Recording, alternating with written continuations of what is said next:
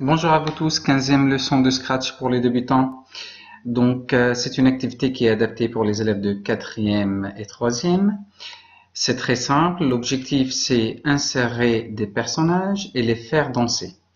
Et quand je clique sur la touche espace, je veux que l'arrière-plan change. Donc, bien évidemment, pour faire ce petit programme, il faut avoir suivi les vidéos précédentes. Ça veut dire savoir insérer des lutins. C'est très simple. Je vais faire un petit rappel sur la partie danse. Je vais choisir celui-là. C'est un champion. Voilà. De la même façon que j'ai inséré ces deux personnages.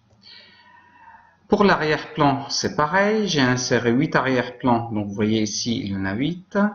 Donc, je vais insérer un 9e arrière-plan, par exemple, je vais choisir, je ne sais pas, je vais choisir le désert.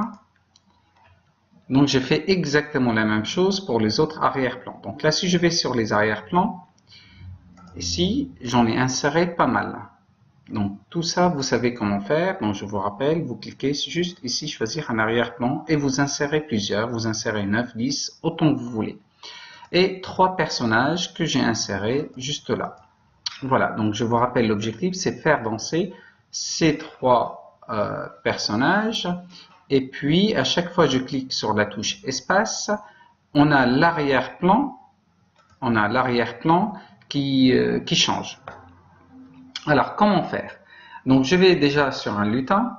Je prends la petite fille. Donc, déjà, je vais la mettre un peu plus grande.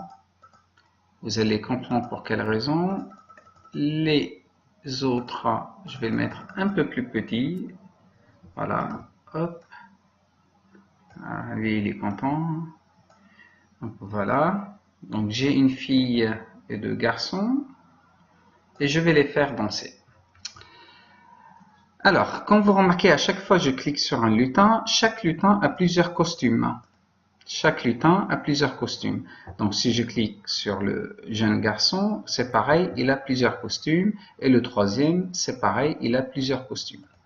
Donc, comment faire pour passer d'un costume à l'autre? Donc, je vais sur n'importe quel lutin, la jeune fille par exemple, événement, et je vais lui dire, quand je clique sur le drapeau vert, je veux qu'il exécute le programme. Donc, je veux qu'il fasse danser ces 3 personnes-là. Donc là, actuellement, je suis sur la jeune fille, donc il ne va faire danser que la jeune fille.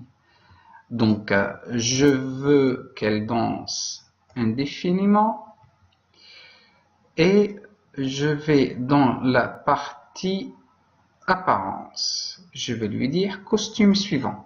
Ça veut dire quoi costume suivant? Nous l'avons déjà expliqué dans les vidéos précédentes. Costume suivant, ça veut dire quand je clique sur le drapeau vert, il va passer sur tous les costumes qui suivent le premier. Donc on va essayer et regardez bien.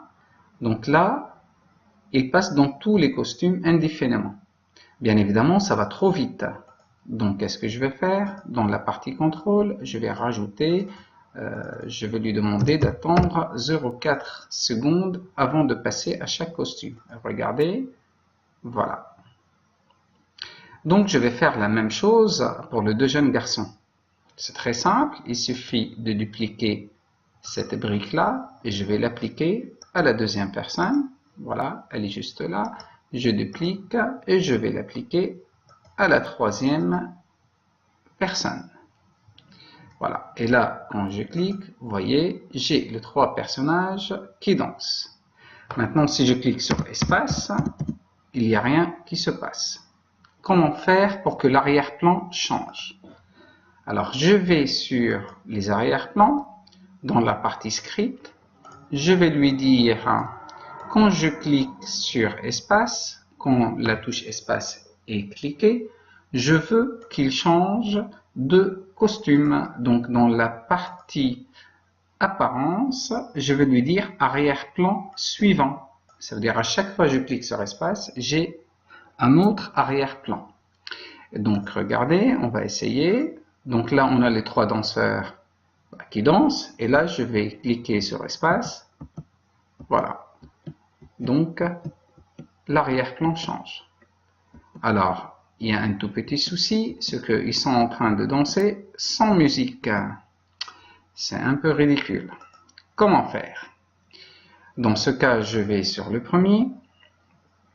Je vais rajouter comme drapeau cliquer et je vais aller sur la partie son et je vais lui demander de jouer indéfiniment un son.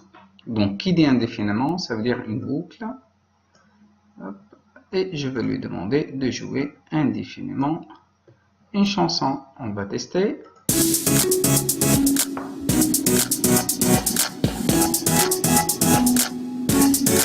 Et là, je change l'arrière-plan en cliquant sur espace. J'espère que cette vidéo vous a plu. Merci et à la prochaine.